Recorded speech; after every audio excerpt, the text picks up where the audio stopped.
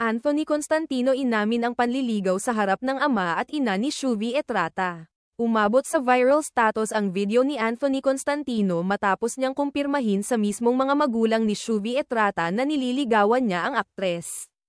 Sa clip mula sa programa ni Jessica Soho, diretsong tinanong siya ng ama ni Shuvi at agad niya itong inamin.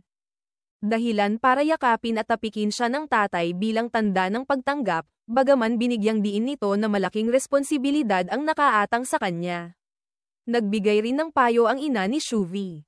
Kung tunay ang pagmamahal ni Anthony, dapat ay buong puso at may aksyon itong patunayan. Samantala, lalo pang humanga si Anthony nang makita ang tapang ni Shuvi sa isang gun-firing session, na nagpatibay sa kanyang suporta at pagkalinga. Para sa netizens, kahanga-hanga ang pagiging tapat at matapang ni Anthony na ihayag ang kanyang intensyon sa harap ng pamilya at sa publiko.